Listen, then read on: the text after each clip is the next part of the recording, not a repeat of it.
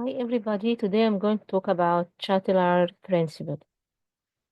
This principle is concerned with the reaction at equilibrium. We can say a chemical reaction is at equilibrium if the rate of formation of the product is equal to the rate of formation of the reactant. The equilibrium is a dynamic state. It has two opposite reaction, forward reaction, which goes from left to right, and a reverse reaction, which goes from right to left. Okay, these two reactions are and at equilibrium when the reaction rates are equal in both sides. But in some point, maybe there is a disturbance in this balance. Okay. In that case, when there is a disturbance between the balance, the reaction will favor one direction until it come back into balanced state. That's why it's a dynamic and not a static, and not a static state. If we consider this reaction, A and B are the reactants. They form C and D, which are the products.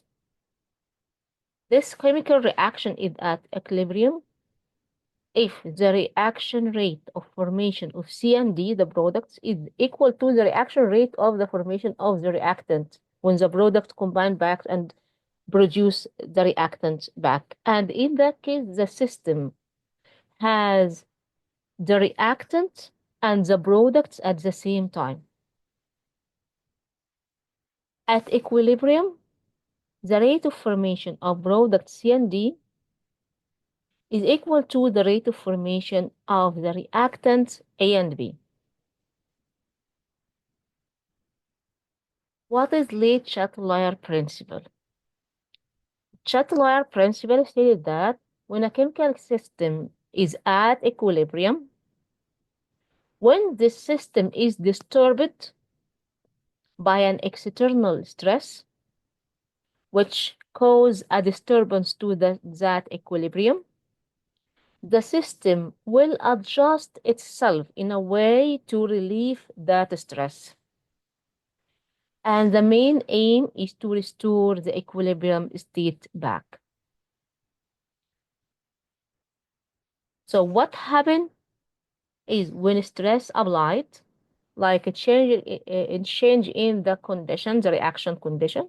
For example, a change in the temperature or the pressure, maybe a change in the concentration of any of the products or the reactants. This means that now the equilibrium state has been disturbed. Okay? Then, when that happens, the system starts to shift. In response to that stress, the system will shift in a direction that oppose or relieve that stress to re-establish the equilibrium state. And that at the end will minimize the change that is applied to the system.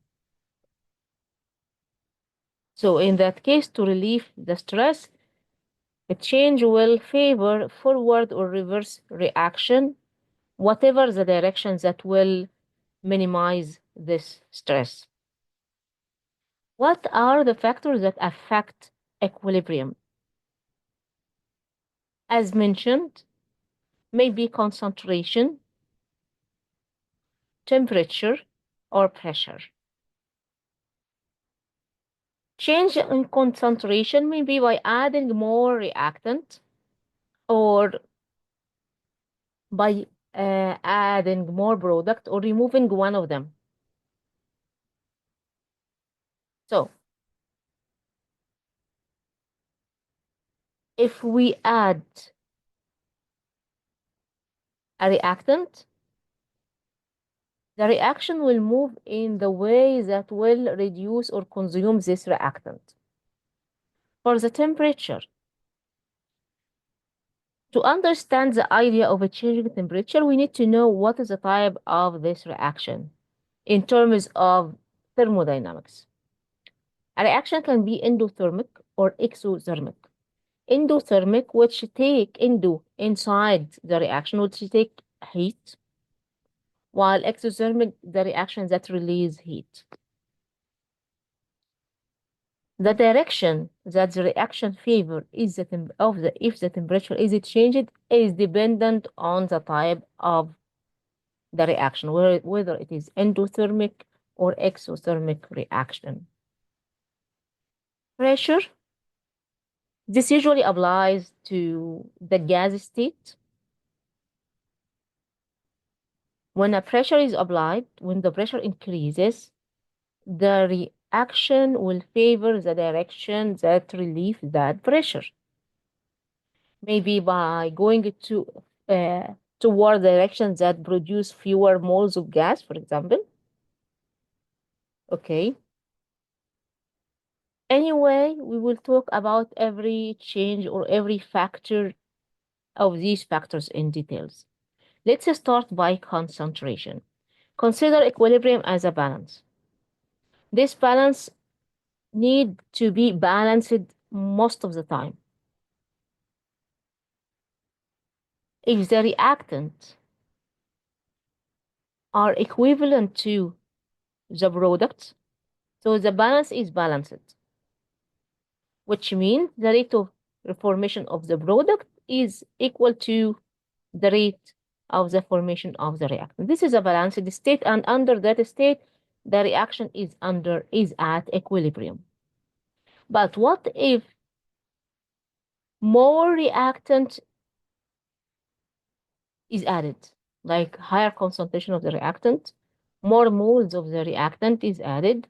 Now the balance has been changed. As you can see, one side of the balance has more moles than the other. The reactants increase in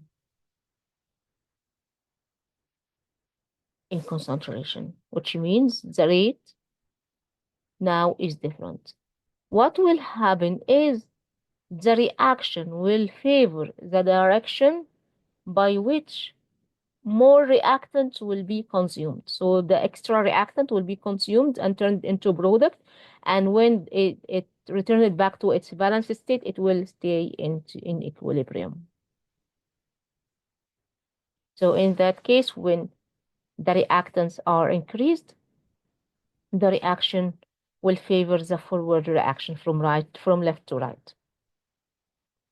So a concentration can be adding a reactant. So there is system shift to the right. Why? Because by adding to the reactant at the left side, the reaction will favor the direction where these more reactants are consumed until the balanced state has been retrieved or restored back. When product is removed, the system will shift to the right too. Why? Because the system will go into the direction that produce more product to compensate this loss in the product.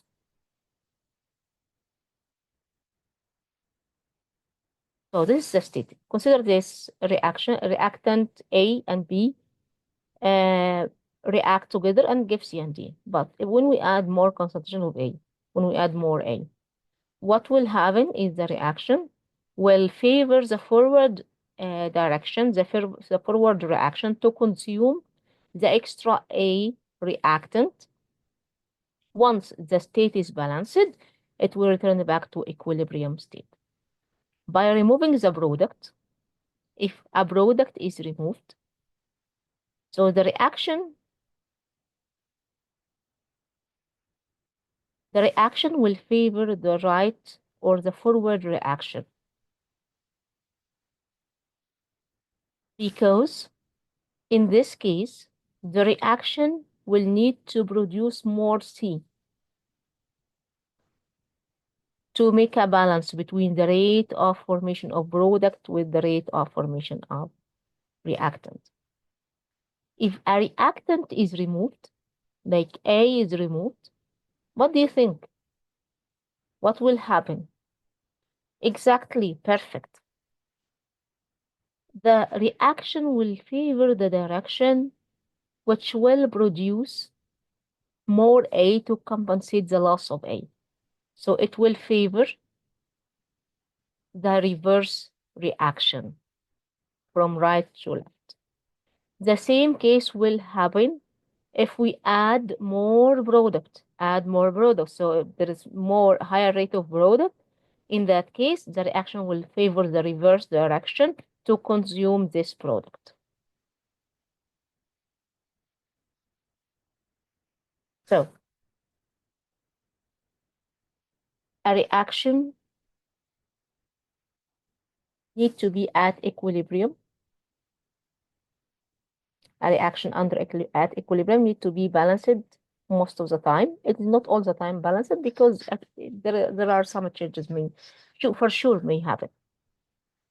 So when this balance is interrupted or disturbed by stress, the reaction will favor the direction which relieve this stress. The stress can be concentration, change in concentration, change in temperature or pressure.